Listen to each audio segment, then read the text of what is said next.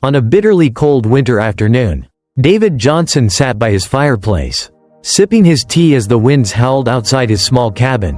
Nestled deep in the remote wilderness of Alaska, David had grown accustomed to the harsh conditions of the long winters. With thick snow covering the ground and the sun barely peeking over the horizon, he felt a quiet peace in his solitude, something he had come to cherish over the years. His rustic log cabin, worn by time and the elements, stood as a testament to his years of survival in one of the most unforgiving climates on Earth. Though David was no stranger to the relentless chill of Alaska, nothing could have prepared him for the unusual sight he was about to encounter that evening. It had been an ordinary day for him, cutting enough wood to last the night, checking on his small greenhouse to ensure his crops were still alive, and tending to his chores around the cabin. The darkness of the winter night was drawing near, and he was content to spend the long hours by the warmth of his fire, lost in the quiet company of his thoughts. But just as he settled into the cozy chair by the fire, a strange scratching sound came from the door, followed by soft whimpers that shattered the otherwise peaceful silence. At first, David assumed it was a stray dog, one of the few wild canines that roamed the outskirts of the town. But as he peered through the frosted window, his heart skipped a beat. There, on his porch, stood two wolves, their emaciated bodies covered in snow, their once proud fur matted and tangled.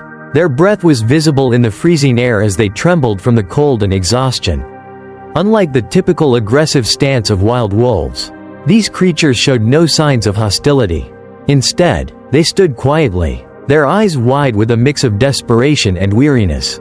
One of them even let out a weak howl, a sound that could only be interpreted as a plea for help. David's instincts battled with his hesitation. Wolves were wild predators, dangerous and unpredictable, but these wolves did not appear threatening. They seemed, if anything, to be in a state of utter desperation. David stood frozen for a moment, uncertain whether to trust his judgment. After a brief internal struggle, a wave of compassion overcame him, and against his better judgment, he decided to open the door. Grabbing a lantern for light, he cautiously made his way to the door, his heart pounding in his chest. When he opened the door, the closer of the two wolves took a hesitant step forward, its eyes filled not with malice, but with an intensity that seemed to beg for warmth and safety. Despite the cold, David felt a surge of empathy for these creatures. What had brought them to his doorstep? Why had they chosen to seek refuge in the home of a human, instead of the vast, wild landscape they called home? David, still unsure of the wisdom of his decision, opened the door wider and motioned for the wolves to enter. They hesitated for a moment, as if weighing their options. Then, slowly and carefully, they stepped inside, leaving tracks of snow in the entryway. As their fur brushed against the warmth of the cabin, David saw the tension in their bodies begin to ease. It was as if the cold they had endured for so long was finally being lifted from them, and they could feel the relief of being in a safe place. The wolves made their way to the center of the room, pausing briefly to take in their new surroundings. David, careful not to startle them, closed the door behind them, cutting off the howling wind outside. He moved slowly, keeping a respectful distance as the wolves began to explore the room with cautious curiosity, sniffing at the furniture and the stack of firewood near the hearth. The smaller of the two wolves limped slightly, its right hind leg favoring the weight of its body. David noticed the thinness of its chest, the visible signs of hunger and exhaustion. The other wolf, slightly larger and bearing a scar across its snout, appeared to be in a similar condition, though it moved with more confidence. Still, there was a quiet dignity about them. Despite their emaciated state, David felt a pang of sympathy as he watched them. These were wild animals, yet they had shown trust in him, entering his home despite the instinct to avoid human settlements. He knew that wolves did not simply come to human homes without reason, and in their desperate state, it was clear they had nowhere else to turn. As the wolves settled near the fire, their eyes fixed on the flames with a mixture of awe and relief, David's mind raced. What should he do next? He couldn't leave them out in the cold, not in this condition. But was it safe to have wild animals in his home? The possibility of danger crossed his mind, but the wolves' subdued demeanor and their clear need for help made it impossible for him to turn them away. David moved cautiously toward the kitchen, deciding to gather some food. He didn't know what wolves ate in the wild, but given their condition, He figured they needed whatever nourishment he could offer. He rummaged through his supplies, pulling out some meat he had planned to cook for himself. Although it wasn't ideal to feed wild animals, he knew that he couldn't just watch them suffer. He returned to the living room, placing the meat on a plate in front of the wolves. The smaller wolf hesitated for a moment, sniffing the air before taking a cautious step forward. It sniffed the meat, and then, with a hesitant bite, began to eat. The larger wolf joined in shortly after, devouring the food in mere seconds. David watched them as they ate, feeling a mixture of awe and concern. He knew that these wolves were at the mercy of the wilderness. And while he had made the decision to help them, he couldn't shake the nagging fear of what might happen next. Would they stay? Would they leave once they regained their strength? And more importantly, how would his life change as a result of this unexpected encounter with two wild wolves seeking refuge in his cabin? As the wolves finished their meal and settled down by the fire, David leaned back in his chair, quietly observing them. He couldn't help but wonder what the future held for these two creatures and the strange bond that had already begun to form between them. As the fire crackled and the warmth of the cabin spread through the room, David Johnson kept a wary eye on the two wolves. The larger one, with the scar across its snout, lay by the hearth, its eyes half closed in a state of rest, while the smaller wolf, its right hind leg still favoring its weight, sat slightly apart. David felt a strange sense of peace watching them, their quiet presence filling the room in a way he hadn't expected. In all his years living in the remote wilderness of Alaska, he had never encountered anything like this. Two wild wolves, brought inside from the cold, their lives now temporarily in his hands. The night wore on, and the wolves seemed to settle more comfortably in the warmth of the cabin. Their tense bodies slowly relaxed, and the faint tremors that had plagued them earlier seemed to subside. David moved quietly about the cabin, cleaning up the remnants of the meal he had prepared for himself. He found it hard to ignore the growing curiosity he felt for these animals. Why had they come to him? What had driven them to seek refuge in a human home? And, perhaps more pressing, what did this mean for him?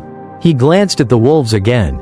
They were beautiful creatures. Despite their emaciated condition, the smaller wolf's fur was ragged, its coat matted from snow and exhaustion. The larger wolf, though larger and more imposing, bore the marks of battle, a rough scar cutting through its snout. But there was something dignified about them, something wild and untamed that drew David in. They were not the vicious predators he had feared. These were creatures struggling for survival, much like himself, in the unforgiving Alaska wilderness. As the hours passed, David's thoughts began to turn inward. He had spent most of his life alone, thriving in the isolation that Alaska offered. He was used to the harsh winters and the solitude it brought. Yet, in these last few hours, something had shifted. He was no longer alone. The wolves, despite being wild animals, seemed to have found solace in his home. And for reasons unknown to him, they trusted him. Feeling the weight of his decision, David decided it was time to tend to their needs further. He had already given them food, but they would need more than just warmth and sustenance to fully recover. Their condition was severe. Dehydration, hunger, and exhaustion had taken their toll. The smaller wolf, in particular, seemed to struggle with every step it took, its injury worsening as the night went on. Taking a deep breath, David got up and went to the small medical kit he kept for his own minor injuries. He had learned some basic first aid over the years, but this situation was far more serious. He knew he was taking a risk. Approaching a wild animal, especially one in pain, could lead to aggression, but the wolves had already shown him that they were not aggressive. They were simply survivors, as desperate as anyone in this land of extremes. Slowly, he approached the smaller wolf, which was now lying near the fire. Its eyes half closed, its chest rose and fell in shallow breaths, and David could see the rawness of the injury on its right leg. He knelt down beside it, keeping his movements slow and deliberate, so as not to startle it. The wolf stirred slightly but did not react aggressively. "Easy there, buddy," David murmured softly, his voice low and calm. The wolf's amber eyes flickered open, and for a moment, they locked with David's gaze. There was no hostility in them, only pain and exhaustion. David carefully reached out, gently placing a hand on the wolf's back. The animal flinched slightly at the touch, but it didn't pull away. He slowly ran his fingers through the rough fur, feeling for the injury. It was clear that the wound had been caused by something much more significant than just a simple scrape. The swelling was considerable, and the wolf's leg appeared to be bruised, possibly from an old injury that had been exacerbated by the harsh winter. "I'm going to help you," David whispered as he prepared to clean the wound. His hands trembled slightly as he opened the medical kit and began to tend to the wolf's injury. The animal flinched again as he applied antiseptic to the wound, but it did not grow violent. Instead, it lay still, its eyes watching David with a kind of weary trust. As David worked, he couldn't help but think about the risks involved. What if these wolves weren't meant to be helped? What if they were simply a part of nature's cruel cycle? But even as these thoughts raced through his mind, he knew that he couldn't turn them away. Not now, not after everything they had been through to reach his door. His home, so isolated and quiet, had suddenly become a refuge for them. The larger wolf, meanwhile, had risen and was watching from a distance. Its eyes remained on David and the smaller wolf, but there was no hostility in its gaze, only an alert watchfulness. As if it was assessing the situation and ensuring that no harm came to its companion. David couldn't help but admire the loyalty between them, the bond that was unspoken but clear. After a few tense moments, David finished tending to the wound, wrapping it carefully with a clean bandage. The smaller wolf let out a soft whimper but did not protest. He gently rubbed its head, offering what little comfort he could, before slowly retreating back to the other side of the room. The larger wolf approached and sniffed the air, its keen senses taking in every detail of the situation.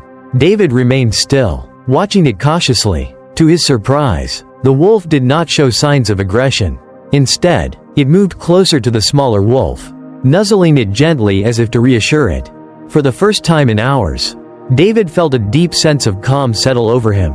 He had made the right choice. These wolves, despite their wild nature, had shown him a side of themselves he had never expected. They were not simply predators, they were survivors. Much like him, and for reasons he couldn't fully understand, they had trusted him with their lives. The night drew on, and David allowed himself to relax, settling into the chair by the fire.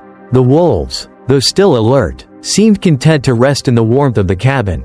David had no way of knowing what the future held, but in that moment, he knew one thing for sure: his life, and theirs, would never be the same again.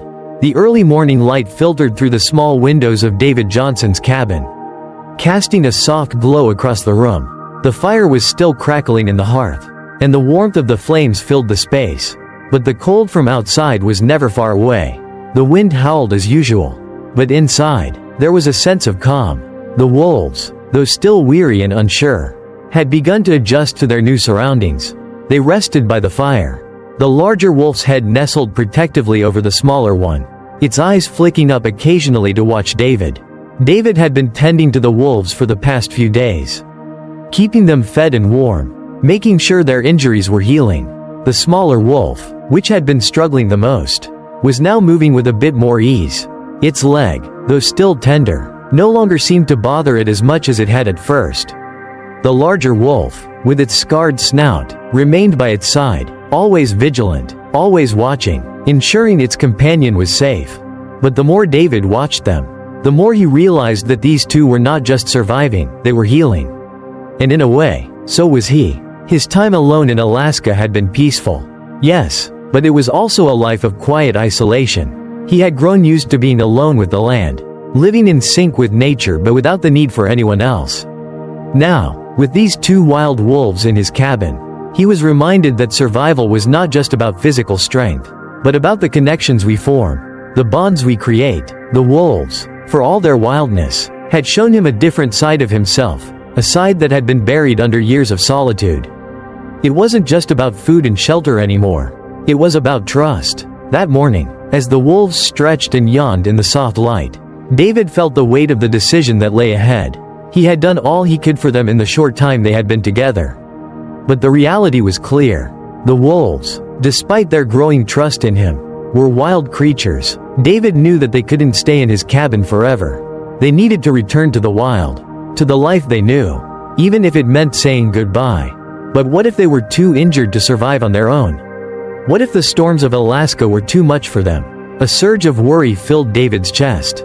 He had already grown so attached to them. The thought of letting them go, of watching them return to the harsh wilderness, was difficult to accept. That afternoon, as he sat at the table in his small cabin, sipping on some tea and watching the wolves sleep, there was a knock on the door. It was soft at first, as though the visitor was hesitant, unsure of whether to intrude. David rose to answer it, his heart racing. Could it be someone from town? Or perhaps a hunter looking for the wolves? When he opened the door, he was met with a woman bundled in heavy winter clothing, her face partially hidden by a scarf and hood. David stepped back in surprise as she raised her hands in a peaceful gesture. "I'm not here to cause any trouble," the woman said in a calm, yet urgent voice. "I've been tracking 2 wolves in this area, and I think I found them."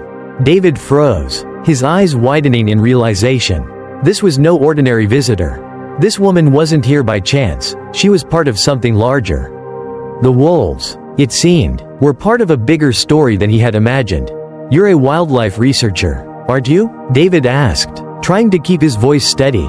The woman nodded, pulling back her hood. "I'm Kara, a field researcher with the North Ridge Wildlife Center. We've been studying the local wolf populations here. These 2, especially, are part of a pack we've been following for months. I've been tracking them through the snow, hoping to find them again. I didn't expect them to end up at your door." David stepped aside, allowing Kara to enter. She moved with a sense of purpose, her eyes quickly scanning the room, landing on the 2 wolves by the fire. They had awoken at the sound of the door opening, and the larger wolf now stood, watching the newcomer with wary eyes. "They look like they're in better shape than when I saw them last," Kara said, her voice softening as she took in the sight of the 2 wolves. "You've done a good job caring for them." "I've done what I could," David replied, his voice tight, "but I don't know what to do next. They're wild animals, and I can't keep them here forever. They need to go back to the wild. But I'm not sure if they're ready." Kara studied the wolves closely, her gaze shifting from the smaller wolf, still limping slightly, to the larger one, which was now sitting by the fire with its ears perked. "It's clear that they've formed a strong bond. They'll need to stay together," she said thoughtfully. "But you're right, they can't stay here forever." She paused, as if weighing her words carefully. "I've been working with a team to monitor these wolves. They're part of a pack that's been struggling due to increasing human encroachment in the area. If we can get them back into the wild, we can continue to monitor their progress and help them rejoin their pack." David's heart sank at the thought of letting them go, but he knew it was the right thing to do. These wolves weren't just his to keep. They belonged to the wild, to the land of Alaska, where they had been born. "Can you help them?" David asked quietly, his voice laced with concern. Kara nodded, her expression filled with understanding. "We can take them to a rehabilitation center nearby. Once they're strong enough, they can be released back into their territory. It's the best option for them." The decision had been made, but the journey was just beginning. David helped Kara gather the necessary supplies, preparing the wolves for the next step in their journey. He had no idea how long it would take for the wolves to heal completely. But one thing was certain, they wouldn't be leaving his life anytime soon. As he watched the wolves, their bodies growing stronger with each passing day, David felt a sense of peace settle over him. They were going back to the wild. Yes, but not without leaving behind a part of themselves. And perhaps, just perhaps, he had learned something about the wildness in his own heart. The next few days were a whirlwind of preparations. David Johnson and Kara worked together to make sure the wolves were ready for their journey back to the wild. The winter storm that had battered the Alaska wilderness had finally passed. But the terrain was still treacherous. The snow, while beautiful, hid dangerous ice patches, and the wolves were still weak from their ordeal. David couldn't help but feel a deep sense of sadness as he watched the wolves grow stronger. The bond they had formed during their time in his cabin was undeniable. He had come to care for them in ways he never expected. He knew that letting them go was the right thing, but the thought of losing their presence in his life left a hole in his heart. As the day of their departure arrived, Kara prepared the small snowmobile to transport the wolves to a safer area. They would meet her team at a nearby clearing, where they would be examined, and then released back into the wild once they were fit enough to survive on their own. David stood by the door of his cabin, watching as the wolves rested near the fire one last time. Their eyes flicked up to him occasionally, as if they, too, sensed the finality of the moment. "Are you sure about this?" David asked, his voice low. He couldn't shake the feeling that there was something more he needed to do for them. Some final gesture that would ensure their safety. Kara looked at him, her expression both reassuring and understanding. "They're strong, David. They've survived this far. It's time for them to be free." But even as she spoke those words, David wasn't entirely convinced. He glanced at the larger wolf, which had become a constant guardian to its smaller companion, and then at the smaller one, whose injuries had healed but whose gaze still held a certain wariness. These were creatures of the wild, and their time with him had been brief, but meaningful. With a heavy heart, David helped Kara prepare the wolves for the journey. He made sure they were securely placed on the snowmobile, wrapping them in warm blankets to shield them from the harsh wind. The larger wolf, which had been so protective of the smaller one, seemed reluctant to leave. It looked back at David, its amber eyes filled with an emotion that could only be described as a silent acknowledgement of the bond they had shared. For a brief moment, David felt that the wolf was saying goodbye, not just to him, but to the warmth and comfort of the cabin, to the safety they had found within these walls. The ride to the clearing was long and slow. David followed Kara, who led the way through the dense forest of Alaska, her snowmobile cutting through the snow-covered landscape. The silence between them was heavy, both of them lost in their thoughts. David glanced back at the wolves in the sled, their quiet presence a reminder of the journey they had all been on. Eventually, they reached the clearing, where Kara's team was waiting. Two members of her research group, Dan and Nina, were standing by a large truck, ready to help transport the wolves to the rehabilitation center. The team moved quickly and efficiently, unloading the wolves and preparing them for the next stage of their recovery. David stood back, watching from a distance. He couldn't bring himself to get too close. This was it. The wolves were finally going to be released back into the wild. Back to their pack. David had done what he could for them, and now it was time for them to return to where they truly belonged. Kara approached him, her expression soft but determined. "They'll be fine, David. You did everything you could." He nodded, though he couldn't shake the lump in his throat. "I know. It's just hard to let go." For a moment, the two of them stood in silence, watching the wolves as they were carefully loaded into the truck. The larger wolf looked back at David, its eyes locking with his once more. There was no aggression, no fear, just a quiet understanding between them. "I'll miss them," David whispered, his voice barely audible against the wind. Kara smiled softly. "You helped them when they needed it most. That's something they'll never forget." The truck's engine roared to life, and David watched as it pulled away, carrying the wolves toward their new life. The feeling of emptiness that had settled in his chest was undeniable. But he also felt something else, a sense of peace. He had done the right thing, even if it meant saying goodbye.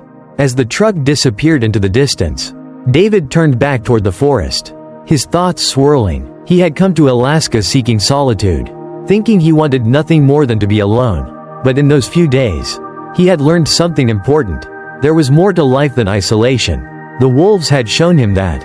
They had reminded him that compassion, even for wild creatures, was a powerful thing, and while he would always cherish the memories of their time together, he knew that their place was out there in the wild, where they could run free, as they were meant to.